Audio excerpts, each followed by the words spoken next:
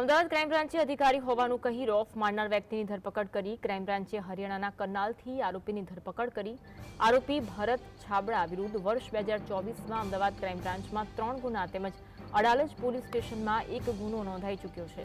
આરોપી પોતે સરકારી એજન્સીમાં ઉચ્ચ હોદ્દા પર અધિકારી છે તેમ કહીને રોફ જમાવતો હતો।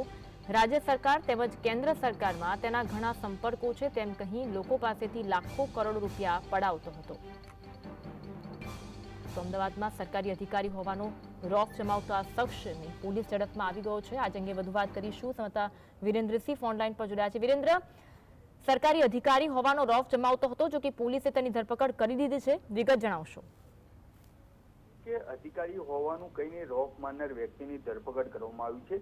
એટલે કે આની વાત કરવામાં આવે ને તો મિસ્ટર નટવરલાલની ધરપકડ કરવામાં આવી હોય તેવું કહી શકાય। કારણ કે ક્રાઇમ બ્રાન્ચે હરિયાણાના કરનાલ ખાતેથી જે ભરત છાબડા હતો તેની ધરપકડ કરવામાં આવી છે। આ ભરત છાબડા વિરુદ્ધ 2024ની અંદર અમદાવાદ ક્રાઇમ બ્રાન્ચની અંદર ગુનો દાખલ કરવામાં આવ્યો હતો। એટલે કે અમદાવાદ ક્રાઇમ બ્રાન્ચની અંદર 3 ગુના હતા તેમજ અડાલજ પોલીસ સ્ટેશનની અંદર 1 ગુનો દાખલ કરવામાં આવ્યો હતો।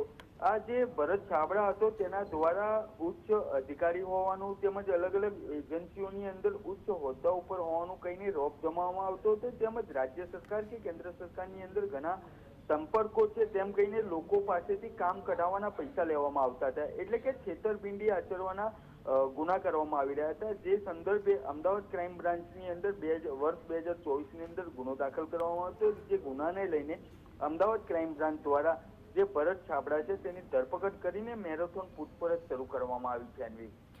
આભાર માહિતી આપવા માટે।